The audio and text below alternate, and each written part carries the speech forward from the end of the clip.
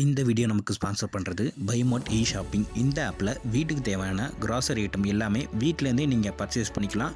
Monthly discount ப்ரைஸில் sale பண்ணிக்கிட்டு இருக்காங்க. டோர் டெலிவரியும் பண்ணுறாங்க. ஆப்பை பற்றி தெரிஞ்சுக்கணுன்னா ஆப்போட லிங்க்கு டிஸ்கிரிப்ஷனில் இருக்க, மறக்காமல் செக் பண்ணி பாருங்கள். Lesson 27 negotiate everything. எல்லா விஷயத்துலையும் நீங்கள் பேரம் பேசணும். நீங்கள் ஒரு பொருள் வாங்க போகிறீங்க அப்படின்னா கடைக்காரங்களோ அல்லது ஒரு டீலர்ஷிப்லேயோ ஒரு சேல்ஸ்மேனோ சொல்லக்கூடிய அந்த விலையை அப்படியே கொடுத்துடாமல் அந்த விலையில இருந்து கொஞ்சம் குறைக்கிறதுக்கு முயற்சி பண்ணுங்கள். கண்டிப்பாக நீங்கள் பேரம் பேசும்போது அவங்க அவங்களுக்கு ஒரு பெஸ்ட்டான ஒரு ப்ரைஸ் வேணும் அப்படிங்கிறதுல ஒரு சேல்ஸ்மேன் கண்டிப்பாக நிற்பார். ஒரு கடைக்காரர் அவருடைய கோலே அதிகமான விலையில் விற்கணும், மேக்ஸிமம் ரீட்டைல் ப்ரைஸ் எவ்வளவோ அதை உங்கள் தலையில் கட்டணும் அப்படிங்கிறது அவருடைய கோலாக இருக்கும். உங்களுடைய கோல் என்னவாக இருக்கும் அப்படின்னா அந்த மேக்ஸிமம் ரீட்டைல் ப்ரைஸ்லேருந்து நம்ம கொஞ்சம் கம்மி பண்ணணும், கொஞ்சம் காசை மிச்சம் பண்ணணும் அப்படிங்கிறது உங்களுடைய கோலாக இருக்கும். இப்போ இந்த இடத்துல அந்த கான்வர்சேஷன், அதாவது நீங்கள் நெகோஷியேட் பண்ணுறீங்க பார்த்தீங்களா, அந்த கான்வர்சேஷனை உங்கள் பக்கம் திசை திருப்புறதுக்கு நீங்கள் ஒரு விஷயம், ஒரு யுக்தியை நீங்கள் கையாளணும். அது என்ன அப்படின்னா, நீங்கள் நிறைய கேள்விகள் கேட்கணும். ஒரு கடைக்கு போகிறீங்க, ஒரு சேல்ஸ்மேன் இருக்கிறாரு அப்படின்னா அந்த சேல்ஸ்மேன் தான் உங்ககிட்ட நிறைய கேள்வி கேட்பார். உங்களுக்கு என்ன வேணுங்க, உங்களுக்கு நீங்கள் கேட்குற அந்த பொருளுடைய கலர் என்னவாக இருக்கும், உங்களுடைய பட்ஜெட் என்னவாக இருக்கும், நீங்கள் எதிர்பார்க்குற அந்த ஃபீச்சர்ஸ் எல்லாம் என்னென்ன அப்படின்னு சொல்லிட்டு அந்த சேல்ஸ்மேன் உங்ககிட்ட நிறைய கேள்விகள் கேட்பார். அதுக்கு பதிலாக நீங்கள் என்ன பண்ணணும்னா அவர்கிட்ட நிறையா கேள்விகள் கேட்கணும். அந்த ப்ராடக்டை பற்றியோ ஒரு சர்வீஸை பற்றியோ அல்லது என்னென்ன விஷயங்கள் இருக்கோ, நீங்கள் என்ன பொருள் வாங்க போகிறீங்களோ அது சார்ந்த நிறைய கேள்விகளை முதல்ல நீங்கள் கேட்கணும். அதுக்கப்புறம் நீங்கள் பேரம் பேசக்கூடிய அந்த விலை இருக்குது பார்த்தீங்களா, அந்த விஷயத்த சொல்லி உங்களுடைய நெகோஷியேஷனை நீங்கள் ஸ்டார்ட் பண்ணணும். அப்படி பண்ணுறதன் மூலமாக அந்த கான்வர்சேஷனை நீங்கள் ஆரம்பத்தில் டாமினேட் பண்ணுறதுனால நீங்கள் அந்த நெகோஷியேஷனில் வின் பண்ணுறதுக்கான வாய்ப்புகள் கொஞ்சம் அதிகமாக இருக்கும். இப்போ அடுத்த பாடத்தை பார்க்கலாம். Lesson 28 spend now to save later.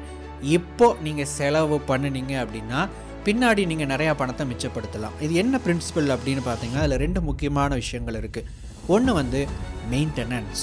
இப்போது நீங்கள் ஒரு கார் வச்சுருக்கீங்க, அந்த காருக்கு நிச்சயமாக மெயின்டெனன்ஸ் அப்படின்னு சொல்லிட்டு சில பராமரிப்பு செலவுகள் இருக்கும். அந்த பராமரிப்பு அப்படிங்கிற ஒரு விஷயத்தை நீங்கள் செய்யாமல் தள்ளி போட்டுக்கிட்டே இருந்தீங்க அப்படின்னா இந்த பராமரிப்புக்கு ஆகிற செலவை விட பின்னாடி உங்களுக்கு நிறைய செலவு அந்த வாகனம் வேட்டு வைக்கும் இல்லைங்களா. ஸோ அதனால தான் இப்போ நீங்கள் செலவு பண்ணிட்டீங்கன்னா, அதாவது நீங்கள் பயன்படுத்துகிற பொருட்கள் என்னென்ன பொருட்களுக்கு மெயின்டெனன்ஸ்னு ஒரு விஷயம் இருக்கோ அதை நீங்கள் இப்போவே சரியான நேரத்தில் பண்ணிட்டீங்க அப்படின்னா அது உங்களுக்கு எதிர்காலத்தில் நிறைய பணத்தை மிச்சப்படுத்தும். ரெண்டாவது குவாலிட்டி ஆஃப் ப்ராடக்ட். நீங்கள் தரமான பொருளை வாங்கும்போது அது உங்களுக்கு ஒரு ஃபால்ட் ஆகாத அளவுக்கு நீங்கள் குவாலிட்டியான ஒரு பொருளை வாங்கிட்டீங்க அப்படின்னா அது உங்களுக்கு எதிர்காலத்தில் நிறையா பணத்தை மிச்சப்படுத்தும். எப்படின்னு கேட்டிங்கன்னா, உங்கள் வீட்லேயே ஏதாவது ஒரு பொருள் வச்சுருப்பீங்க. இதை நான் 20 வருஷத்துக்கு முன்னாடி வாங்கினேன், 15 வருஷத்துக்கு முன்னாடி வாங்கினேன், இப்போ வரைக்கும் உழைச்சிக்கிட்டு இருக்கு, அந்த அளவுக்கு குவாலிட்டி அப்படின்னு சொல்கிற அளவுக்கு ஏதாவது ஒரு பொருள் இப்போ வரைக்கும் உங்கள் வீட்டில் இருக்கும் இல்லைங்களா. அதே நீங்கள் ஒரு ரீசண்டாக ஒரு வருஷத்துக்கு முன்னாடியோ 2 வருஷத்துக்கு முன்னாடியோ ஏதாவது ஒரு பொருள் வாங்கியிருப்பீங்க, ஆனால் அது ரிப்பேர் ஆகிருக்கும் அல்லது அது வேலை செய்கிறத உழைக்கிறத நிப்பாட்டி இருக்கும். காரணம் என்னென்னா அதனுடைய தரம் கொஞ்சம் குறைவாக இருப்பது அப்படின்னு சொல்லலாம். ஸோ நல்ல குவாலிட்டியான பொருளை கொஞ்சம் காசு போனாலும் பரவாயில்லன்னு சொல்லிட்டு நல்ல தரமான உண்மையான ஒரு பொருளை வாங்கிட்டீங்க அப்படின்னா அது உங்களுக்கு நீண்ட நாள் உழைப்பதன் மூலம் அந்த பொருளை மாற்றணும் அல்லது வேறு ஒரு பொருளை கொண்டு வரணும் அப்படிங்கிற தேவையில்லாத அந்த எக்ஸ்ட்ரா செலவை தவிர்த்து உங்களுக்கு அது நிறைய பணத்தை மிச்சம் பண்ணி கொடுக்கும்.